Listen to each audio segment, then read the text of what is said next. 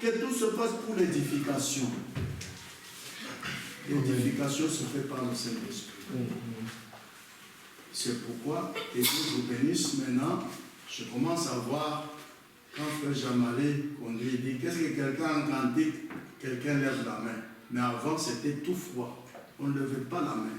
Alors, vous ne vivez pas ce verset.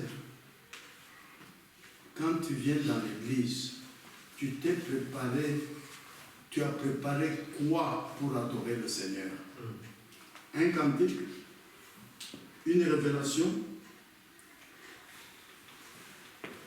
une opération de don spirituel, où tu deviens comme un spectateur. Quand vous regardez un match de football au stade, il y a des spectateurs, il y a des joueurs, il y a les arbitres, il y a les coachs, les entraîneurs.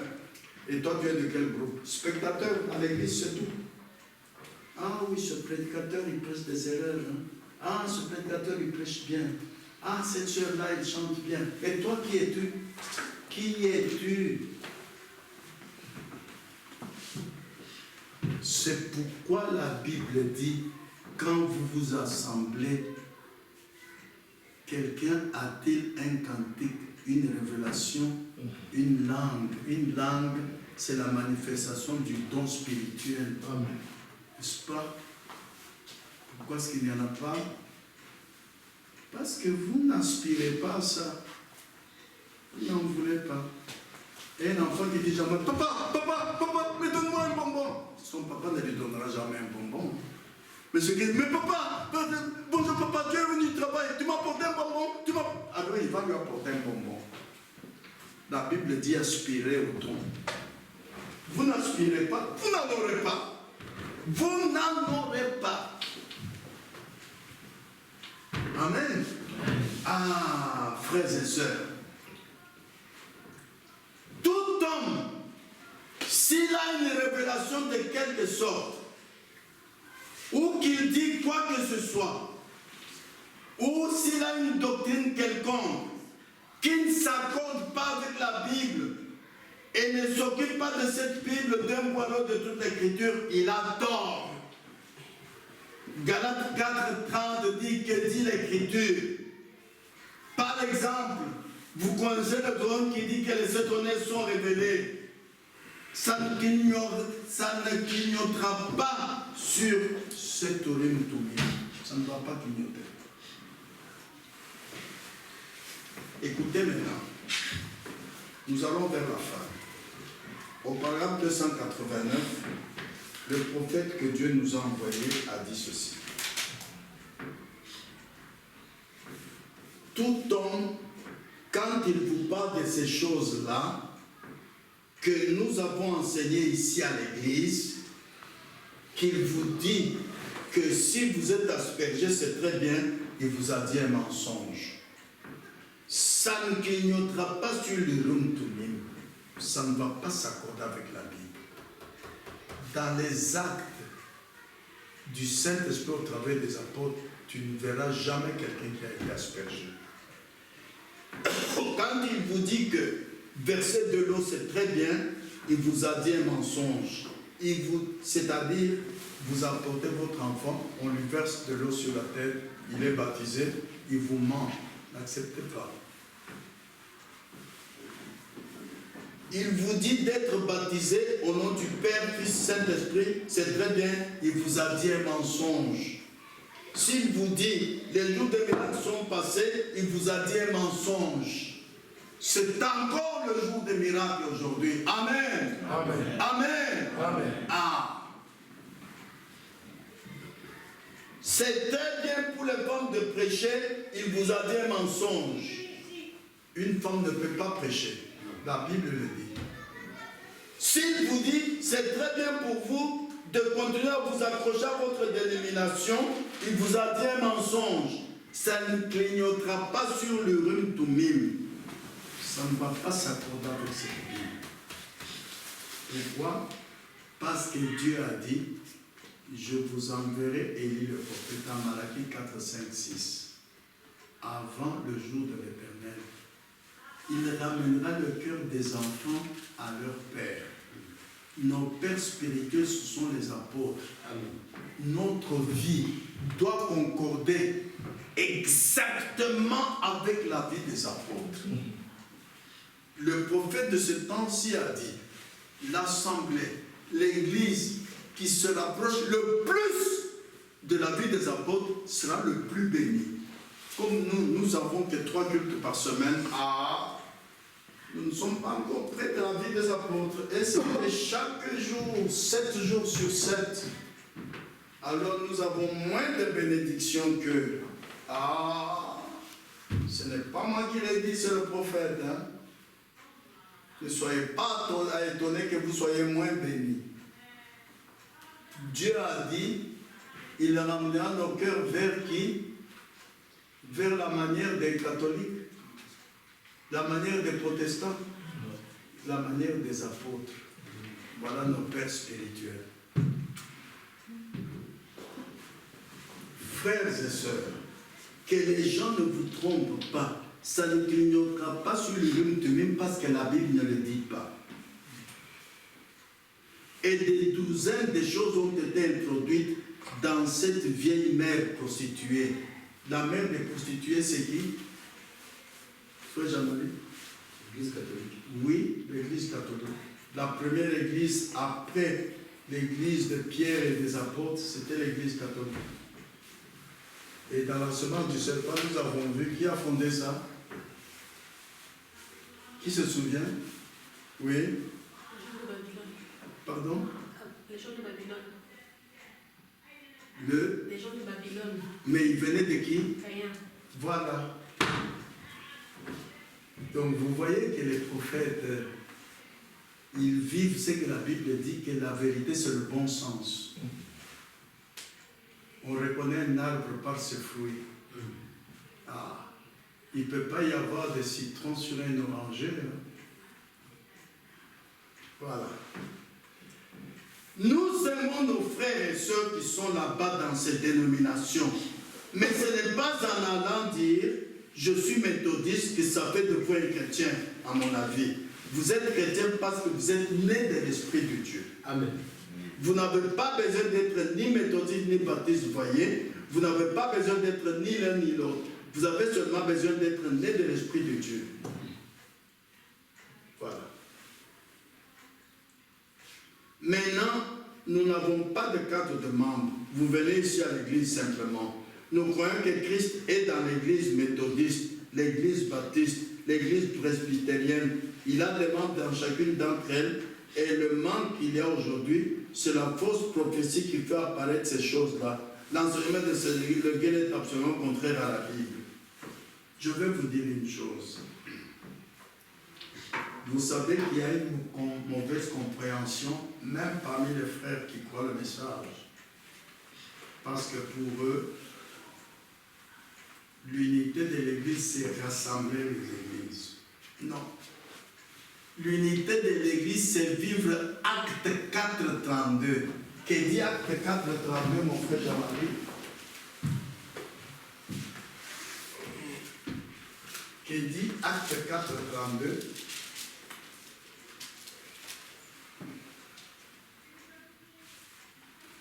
La multitude de ceux qui avaient qu'une idée, qu'un cœur et qu'une âme. Amen. Amen. C'est tout. S'il y a une femme chez les méthodistes qui ne porte jamais pantalon, elle a le même esprit que nous.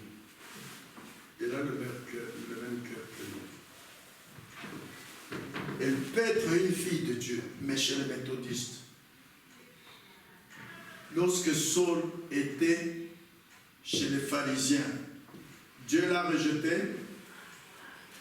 Est-ce que Dieu l'a rejeté, je vous demande? Non. Alors, n'ayez pas peur de répondre. Hein? Parce que la Bible, nous disons que le Urim Thummim aujourd'hui, c'est la Bible. C'est elle qui montre ce qui est vrai et ce qui n'est pas vrai.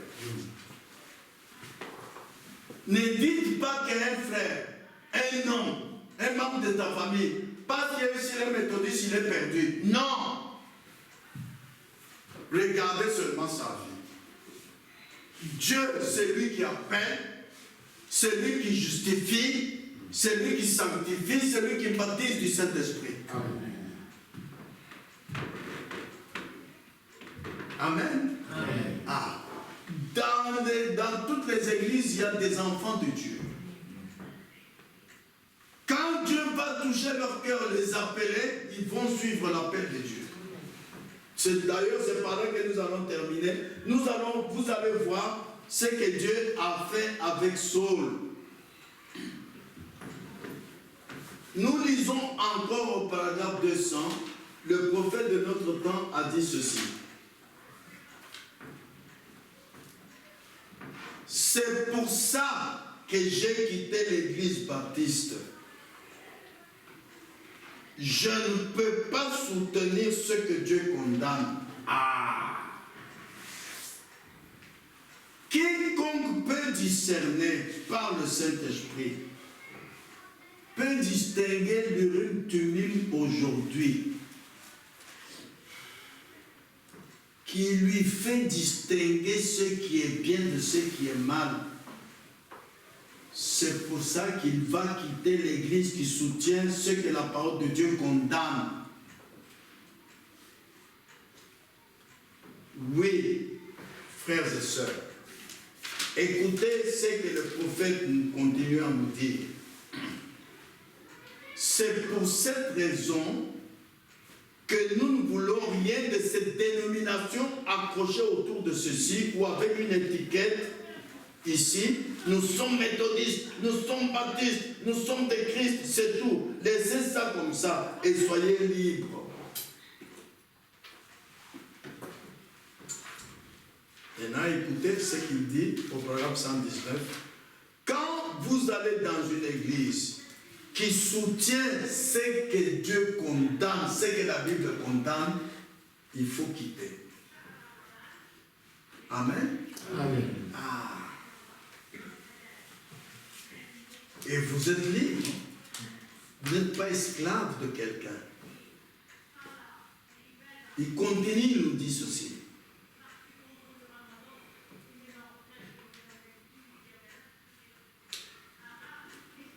Maintenant, remarquez,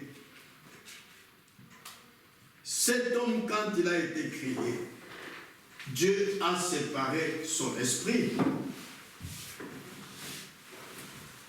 Le premier homme a été créé en tant qu'esprit. Mais aujourd'hui, les enfants de Dieu soignent beaucoup le corps. Non. Regarde ton esprit et ton âme à l'intérieur, comment est-ce qu'ils sont. Nous devons avoir le discernement pour savoir qu'un homme a trois parties. Le premier homme a été créé en tant qu'esprit. Il n'avait pas encore de corps. Dieu a ajouté le corps après. Et maintenant, les frères et sœurs cherchent la beauté du corps. Non, non, Dieu n'en fait pas. D'ailleurs, ce corps n'ira jamais à l'enlèvement. Est-ce que je m'en fais Jean-Marie? Non. Quel est le corps qui ira à l'enlèvement? Nous serons transmutés. Alors pourquoi soigner ce corps? Pourquoi? Pourquoi les femmes mettent le vernis à ongles, le rouge à lèvres, maquillage? Parce qu'elles ne connaissent pas la parole, elles ne connaissent pas Dieu. Mais vous qui connaissez la parole, ne faites pas ça. Vous voyez?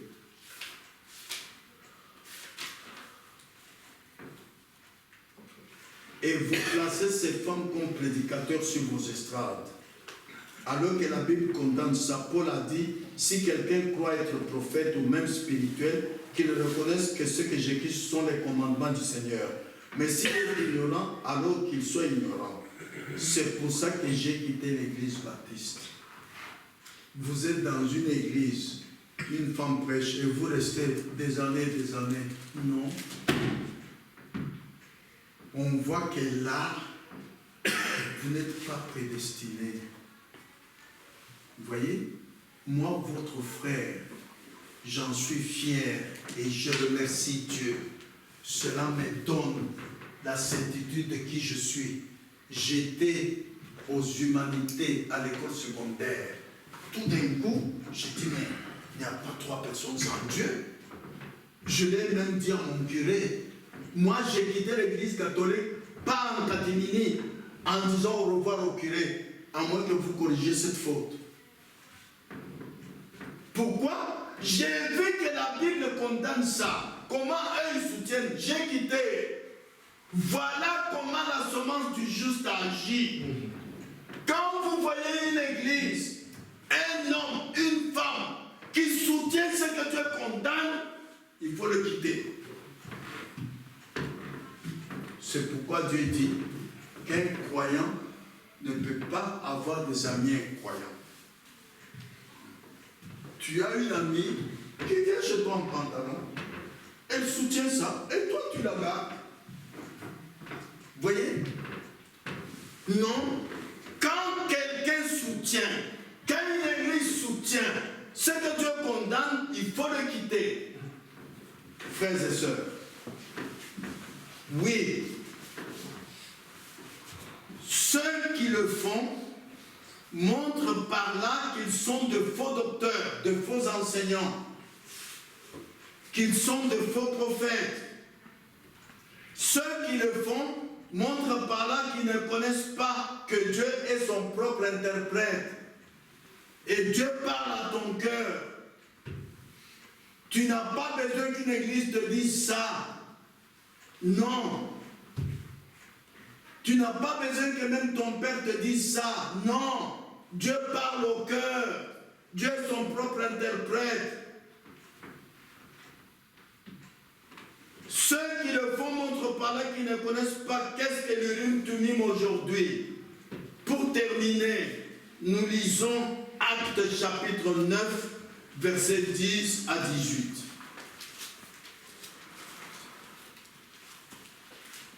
C'est un passage de la Bible que vous connaissez très bien, mais vous n'avez jamais vu l'Urim Tumim là-dedans. Par la grâce de Dieu, vous allez le voir aujourd'hui. Actes chapitre 9. Je pouvais lire à partir du verset 3, mais ce sera trop long. Je lis à partir du verset 10 à 18. Je lis. Or, il y avait à Damas un disciple nommé Ananias. Le Seigneur lui dit dans une vision. Rappelez-vous ce que nous avons lu tantôt. Si il y a quelqu'un, je lui parlerai dans une vision. Le Seigneur lui dit dans une vision. Ananias, il répondit, me voici Seigneur. Et le Seigneur lui dit, lève-toi, va dans la rue qu'on appelle la droite et cherche dans la maison de Judas un nommé Saül de Tarse. Car il prie, il a vu en vision un homme du nom d'Ananias qui entrait et qui lui imposait les mains afin qu'il recouvre la vue. Ananias répondit, Seigneur, j'ai appris de plusieurs personnes tout le mal que cet homme a fait à tes saints à Jérusalem. Vous voyez l'erreur des gens. J'ai appris des hommes, pas le Saint-Esprit m'a dit. Il a ici le pouvoir de la part des principaux sacrificateurs pour lier tous ceux qui invoquent ton nom. Mais le Seigneur lui dit, va, car cet homme est un instrument que j'ai choisi. Alléluia. C'est ce que je vous ai dit tantôt. Ne vous moquez pas des gens qui sont dans la dénomination. Ne vous moquez pas des gens qui sont encore dans le monde. Non. Parce que tu ne connais pas la parole. La parole de Dieu dit, ce qu'il a connu d'avance. Avant que tu sois né, avant qu'Ésaïe Jacob soit né, Dieu les connaissait. Vous voyez? Dieu te connaissait avant que tu sois né. Et Dieu lui dit, va. Car cet homme est un instrument que j'ai choisi pour porter mon nom devant les nations, devant les rois, devant les fils d'Israël. Et je lui montrerai tout ce qu'il doit souffrir pour mon nom. Ananias sortit et lorsqu'il fut arrivé dans la maison, il imposa les mains à Saul en disant, Saul mon frère, le Seigneur Jésus, qui t'est apparu sur le chemin par lequel tu venais, m'a envoyé pour que tu recouvres la vue et que tu sois rempli du Saint-Esprit. Au même instant, il tomba de ses yeux comme des écailles, et il recouvra la vue, il se leva et fut baptisé. Amen. Amen. Oh, combien c'est merveilleux. Ananias avait eu une vision et il avait entendu Dieu lui parler. Ananias voulait s'opposer à ce que Dieu soutenait. Ananias, après avoir entendu ce que Dieu lui a dit, a discerné par le Saint-Esprit, parce qu'Ananias était baptisé du Saint-Esprit. Il a discerné par le Saint-Esprit que c'est Dieu qui confirme toujours sa parole. Car Jésus a dit en Jean 6, 63, la chair ne sert de rien. C'est l'esprit qui vivifie.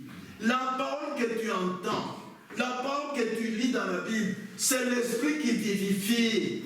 Pas on m'a dit, comme Ananias dit, non, on m'a dit Seigneur. Oh, non. C'est l'esprit qui vivifie. Voilà l'erreur de beaucoup de gens. Ananias allait faire ça.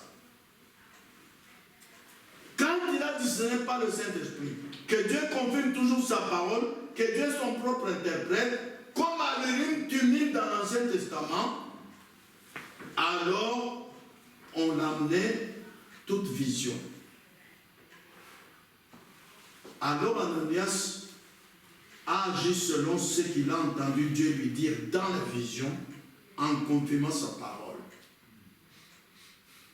Va, cet homme, c'est moi qui l'ai choisi. Ah, frère, retenez cet enseignement biblique aujourd'hui. Je ne peux pas soutenir ce que Dieu condamne. Peu importe combien j'ai entendu que ça c'est mauvais. Quand Dieu me dit, vas-y, j'y vais. Rappelez-vous Pierre sur la toiture. Quand Dieu lui a dit, c'est la toiture, il a dit, non Seigneur. Moi, il dit, comment toi tu peux appeler mauvais ce que moi j'appelle bon? Alors Pierre l'a fait. Quel enseignement biblique aujourd'hui? Tant que tu diras, dans mon église on dit, le frère m'a dit, mon mari m'a dit, mon papa m'a dit, tu as tort. Accroche-toi à Dieu a dit. Amen. La Bible dit. Amen. Amen. Ah. Je ne peux pas soutenir ce que Dieu condamne. Je ne peux pas soutenir ce que la parole condamne. Même si cela est en moi, je ne peux pas soutenir ce que la parole condamne comme Ananias l'a fait. En lui, il y avait cette décision que Paul, Saul est en erreur. Il est en train de tuer les chrétiens. Vous voyez, mais Dieu lui dit non. Mais nous avons lu, frères et sœurs, en Nombre 12, verset 6. Frère Jean-Marie, tu peux lire ça. Nombre chapitre 12, verset 6.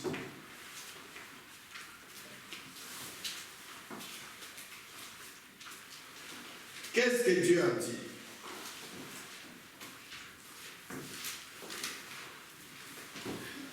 Nombre 12, 6. Verset 6, oui. Et il dit, écoute bien mes paroles, lorsqu'il y aura parmi vous un prophète. C'est dans une vision que moi, l'Éternel, je me révélerai à lui, et dans un songe que je lui parlerai. Dans une autre version, il est dit, lorsqu'il y aura parmi vous un homme spirituel, c'est dans une vision que je lui parlerai. C'est ce qu'il a fait avec Ananias. Maintenant, quand Dieu te parle, peu importe ce qu'il te dit, si c'est contraire à ta connaissance, accepte ce que Dieu te dit. Peu importe si c'est contraire à ce que ton église enseigne, accepte ce que Dieu te dit. Amen. Amen. Ah, peu importe combien les gens se moquent de toi. Moi, votre frère, quand j'ai quitté l'église catholique, tous mes amis d'enfance se moquaient de moi. Même dans ma famille, tout le monde se moquait de moi. Mais je ne comprends pas. Maintenant, je le comprends. J'ai eu le courage de ne pas les écouter. Jusqu'aujourd'hui, je ne suis plus jamais rentré dans l'église catholique. Je suis resté jusqu'à ce qu'un jour me dise, mais toi, Henri, tu aimais aller à l'église, mais comme tu restes, ce n'est pas bien.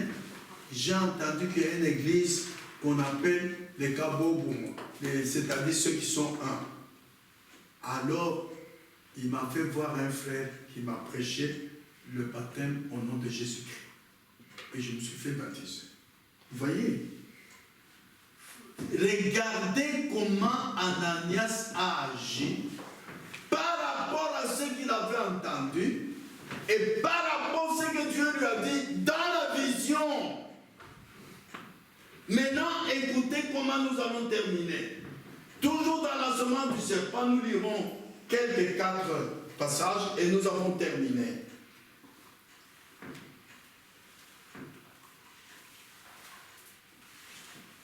Là, vous voyez la semence du serpent.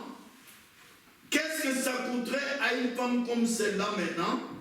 Qu'est-ce que ça ferait? Elles ont continué les unes après les autres. Elles ont repoussé les baptistes. Elles ont repoussé les méthodistes. C'est bien.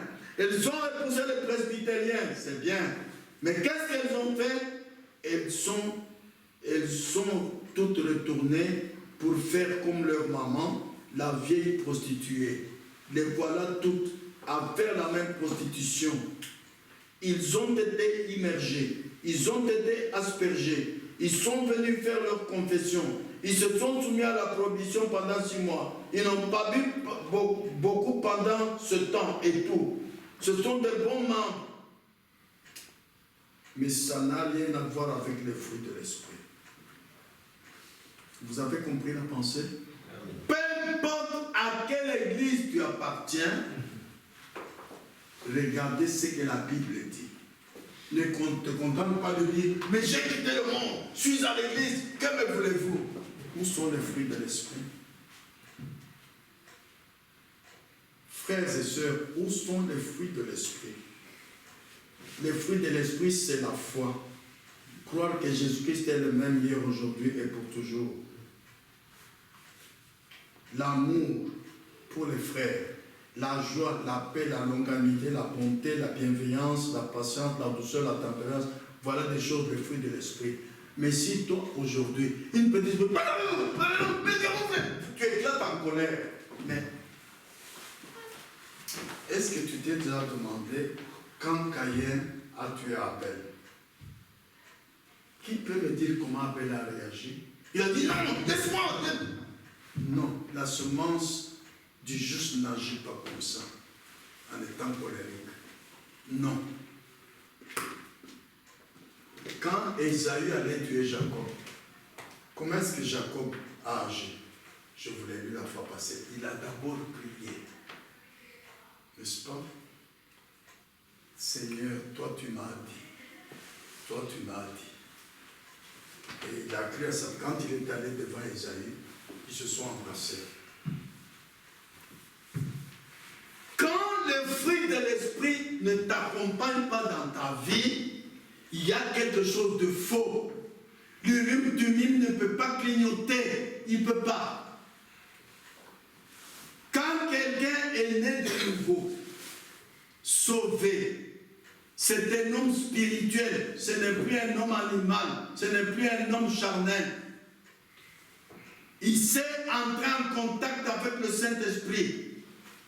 Quand il fait le mal, c'est le Saint-Esprit qui le convainc de mal. Et il va repousser le mal. Parce que son cœur le condamne. Il n'a pas besoin que quelqu'un l'exhorte. Le Saint-Esprit le convainc. Et le Saint-Esprit le conduit. Il va de justification en sanctification. De sanctification au baptême du Saint-Esprit. Et il va manifester le fruit de l'Esprit. Tu peux lui donner un coup. Il dit que Dieu te bénisse. Il ne va pas réagir avec un autre coup. Non. Voilà le fruit de l'Esprit. Quand il a la foi, il ne va pas. Aujourd'hui, il ne boit pas. Mais dès qu'une fête éclate en famille, il boit. Aujourd'hui, il ne danse pas. Quand une fête éclate, il danse. Non. Il a la fidélité à la parole. Voilà le fruit de l'Esprit. Aujourd'hui, il y a une urum tumim pour ta vie, pour te montrer ce qui est vrai et ce qui est faux dans ta vie. Dans la vie du frère là. Dans la vie du frère là. Quand Pierre et les autres avaient Judas, ils savaient que Judas se conduit mal. Montrez-moi dans la Bible où est-ce qu'ils l'ont critiqué. Nulle part. Même quand il a quitté, où est-ce qu'ils l'ont critiqué? Nulle part. Si tu critiques un frère, tu n'as pas les fruits de l'esprit. Dieu ne nous a pas envoyés pour nous occuper de la vie de quelqu'un d'autre. Occupe-toi de ta vie, c'est tout. Alors, si tu le fais, tu n'as pas l'amour du prochain. La Bible dit que l'amour pardonne tout. La Bible ne dit pas que l'amour critique. Non. Frères et sœurs, les fruits de l'esprit, c'est très important ça. Écoutez maintenant pour Saul.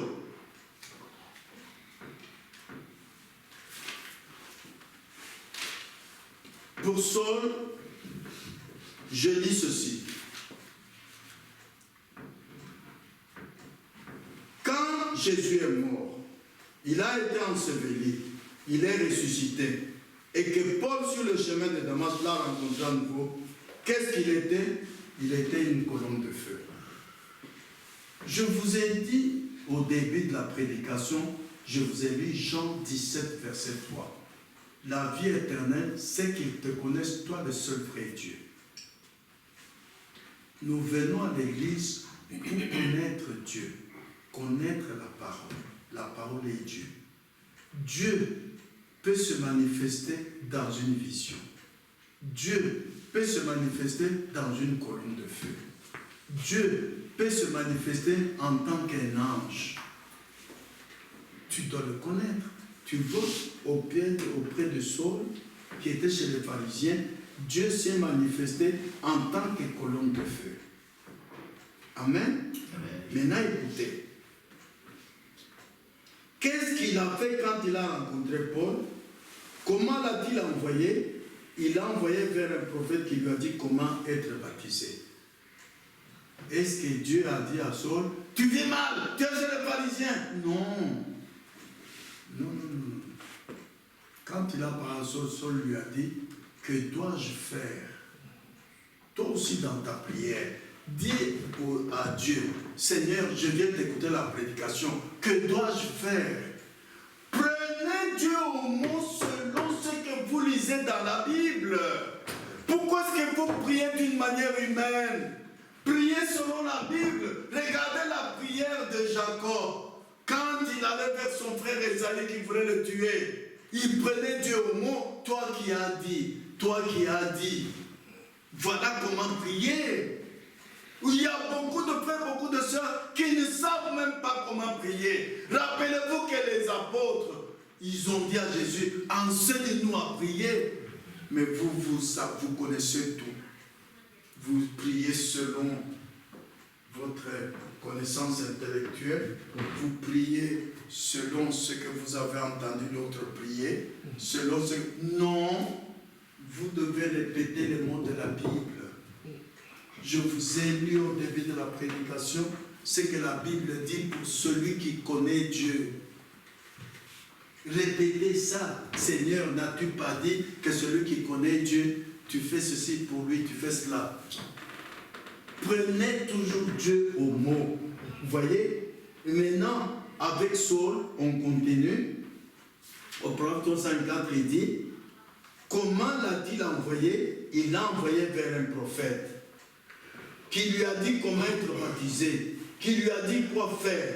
Il lui a posé les mains, il a guéri, il lui a dit qu'il avait eu une vision, c'était Ananias. Ananias ne l'a pas critiqué. Oh toi Saul, pourquoi des années tu ne venais pas dans notre bonne église? Tu étais chez les... Non. Ce n'est pas ce que Dieu nous enseigne à faire. Vous voyez, Dieu nous enseigne à attirer quelqu'un vers Christ. Et votre vie est une prédication. Si vous viviez seulement une vie pleine de fruits de l'esprit, une vie sainte, ça va attirer beaucoup de ceux qui sont en erreur vers Christ. Ce même Jésus est ici aujourd'hui. Amen. Écoutez comment nous terminons. En train de faire les mêmes choses et toujours la même colonne de feu qui enseigne la même chose et qui le confirme par sa parole. Il faut que la parole de Dieu soit confirmée par Dieu. Pour que toi tu portes le fruit de l'esprit, ce n'est pas toi qui vas faire des efforts. Non, écoutez, non. C'est l'esprit qui vivifie la parole que tu as entendue. Voilà ce que dit la Bible. Voilà la vérité. C'est pourquoi beaucoup de ceux qui sont parmi nous, qui disent qu'ils ont cru le message du temps de la fin, ils ont une vie qui a une tendance dénominationnelle. Ils font ce que leur tête leur montre, ce qu'ils entendent des autres, ce qu'ils voient des autres. Non. Non. Il faut que Dieu confirme la parole que tu as entendue. Et qu'il ne confirme pas sa parole, et par des signes et des prodiges. Quand Dieu confirme sa parole, qu'est-ce qu'on voit dans ta vie? N'est-ce pas, Jésus a dit dans Acte 1:8, vous recevrez une puissance. Où est cette puissance? Alors prenez Dieu. Mon Seigneur, tu as dit que vous recevrez une puissance, mais moi je n'ai toujours pas de puissance dans ma vie. La Bible dit demandez, on vous donnera.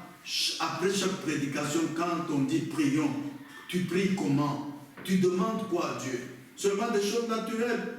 Seigneur, je n'ai pas de travail. Seigneur, mon frère est malade. Mon père est malade. Seigneur, je voudrais aller en voyage. Mais où sont les choses spirituelles que tu demandes à Dieu? Vous voyez, frères et sœurs? Alors il dit, je suis si content d'être chrétien, je ne sais pas quoi faire. Je suis si content que vous soyez chrétien. Vous voyez? Voici les deux dernières citations, et nous avons terminé. 240, il dit, la semence du juste est presque épuisée. Oh. Elle a toujours été petite, hein, la semence du juste, n'est-ce pas? Dans l'âge, il n'était que 8. D'ailleurs, parmi les 8, une personne était la semence du serpent, il n'était que 7. Vous voyez, quand vous regardez, l'église de Dieu est toujours très peu nombreuse. Ne vous étonnez pas. Parce que les gens s'attachent à satisfaire leur chair que leur âme. Voilà le problème. Parlez aux gens de ces choses. Parlez aux gens de revenir à la manière de la Bible. Parlez aux gens des miracles. Parlez de ça aux gens. Leur église n'y croit pas, alors ce ne sont pas des enfants bâtards pour Dieu. La Bible dit que si nous ne pouvons pas supporter les persécutions et les épreuves, les moqueries et d'être traités d'exaltés, si vous ne pouvez pas le supporter, vous êtes des enfants bâtards et pas les enfants de Dieu. La Bible le dit. Traitez-moi d'exalté si vous voulez. Traitez-moi de tout ce que vous voulez. Tant que mon cœur est droit devant Dieu et que mon expérience s'accorde avec la Bible de Dieu, je vais continuer à avancer dans cette même direction. Oui, monsieur, voilà ce que nous croyons. Voilà l'église du Dieu vivant. Ce qui ne vient pas par la théologie, ça ne vient pas par une conception intellectuelle faite de main d'homme. Ça vient par la vérité révélée de ce que Jésus-Christ est le Fils de Dieu absolument. Amen. Nous avons terminé. Voilà l'Urim Tumim dans le Nouveau Testament. L'Urim Tumim aujourd'hui.